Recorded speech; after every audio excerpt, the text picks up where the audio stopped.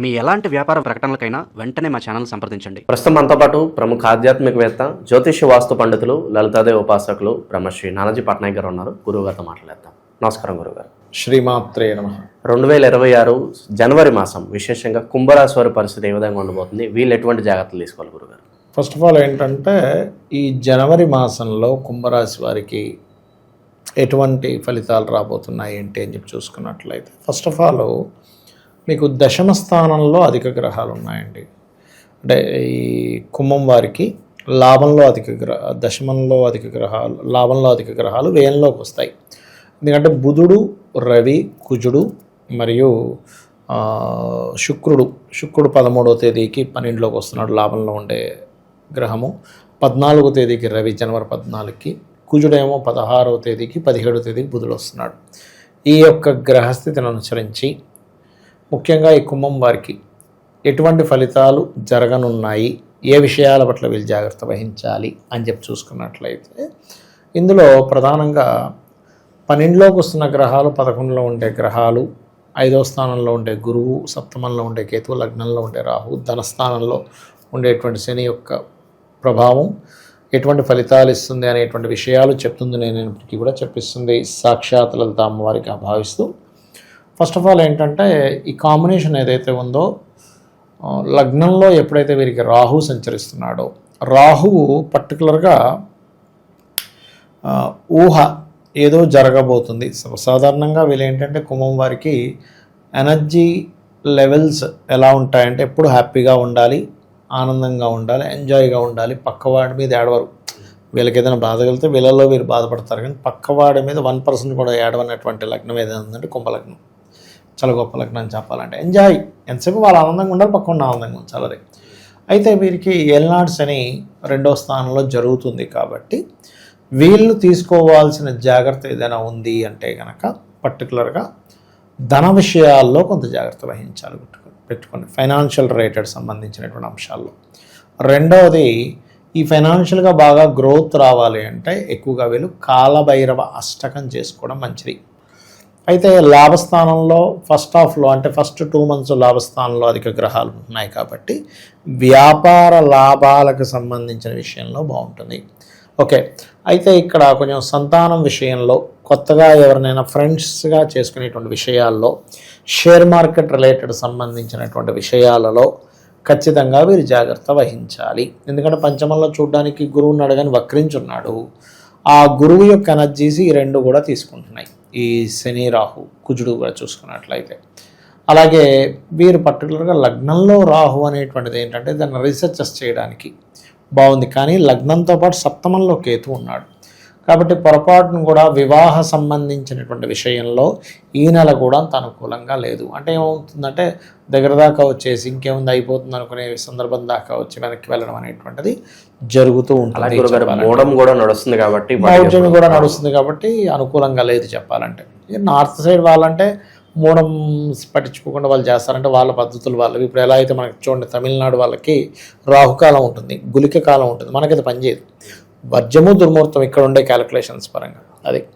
అలాగే real estate రంగాల్లో వారికి, లేకపోతే మన వాహన సంబంధించినటువంటి ఈ రంగాల్లో ఉండే, ట్రాన్స్పోర్టింగ్ రంగాల్లో ఉండేటువంటి ఫస్ట్ 2 weeks బాగా లాభాలు ఉంటాయి.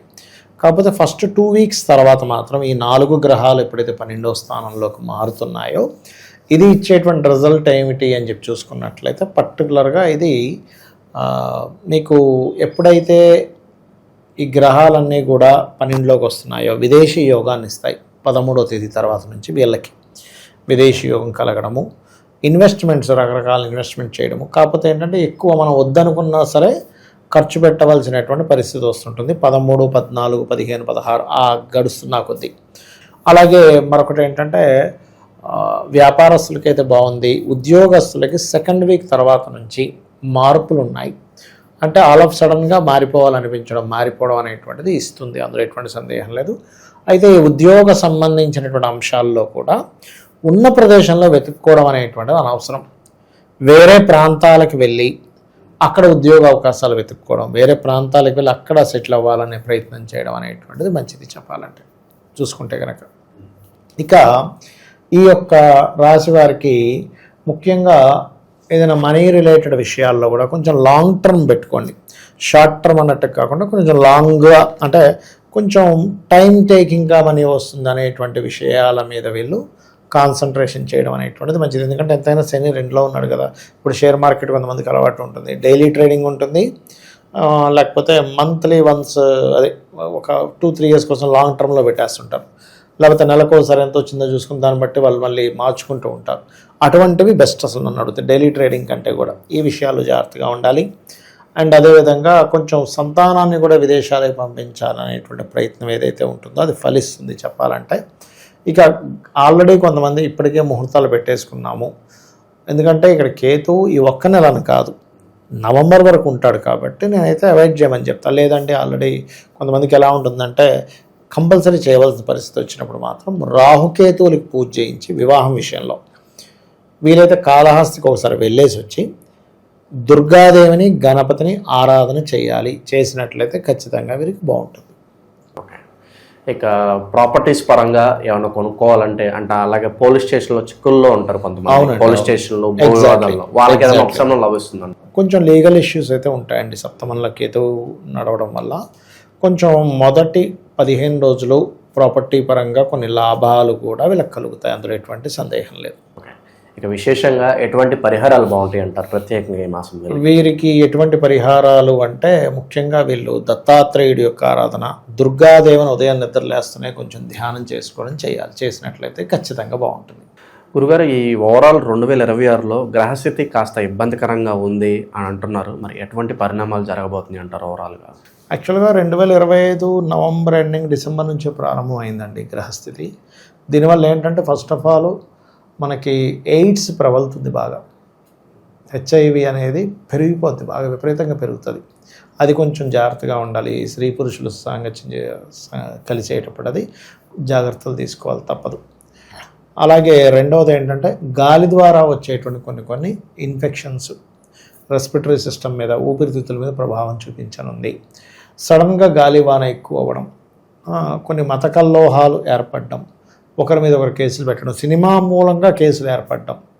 ఇప్పుడు మనకి ఈ అఖండ కూడా రిలీజ్ అవ్వబోతుంది కాబట్టి అఖండ మూవీ మూలంగా కూడా కొన్ని ఏదైనా కేసెస్ ఏర్పడడం, గొడవలు ఏర్పడడం, కొన్ని ఆటంకాలు ఏర్పడడం, ఇట్లాంటివి జరగనున్నాయి. అంటే ఏం లేదు, ఒక మతం వాళ్ళు వ్యతిరేకించడం, అంటే ఇంత వీళ్ళ సనాతన ధర్మాన్ని ఇంత గొప్పగా చూపించేస్తున్నారు కుళ్ళు బుద్ధితో ఎవడో ఏదో ఇచ్చేయడం, అట్లాంటివి కూడా ఉంటుంటాయి.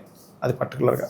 అలాగే మరొక విషయం ఏంటంటే ఇక్కడ కొంచెం గాసిప్స్, అంటే మనం ఏ తప్పు చేయకపోయినా, ఎందుకంటే మిథున రాశిలోకి వస్తున్న గురువు కదా, అక్కడ వక్రించిన గురువు కదా, వక్రించిన కూడా వక్ర సంబంధించిన ఫలితాలు ఇస్తూ ఉంటాడు.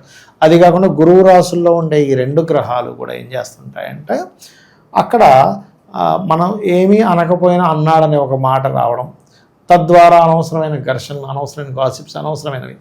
అందుకని ఏంటంటే వీలైనంత మట్టుకు రాజకీయ నాయకులు కానివ్వండి, సినిమా ఫీల్డ్కి వాళ్ళు కానివ్వండి, సమాజంలో ఒక పేరు ప్రఖ్యాతులు ఉన్న వారు కానివ్వండి, ఒక మాట మాట్లాడేటప్పుడు 1కి 4 సార్లు చూసి ఆచితూచి అడుగు వేయాలి.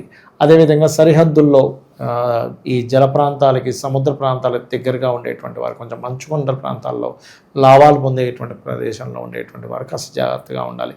ఏ దేశం మీద ఇంకో దేశం మీద ఎప్పుడైనా ఏదైనా విమాన సంబంధంగా అటాక్ చేయవచ్చు, ఇది ప్రధానంగా గుర్తుపెట్టుకోవాలి.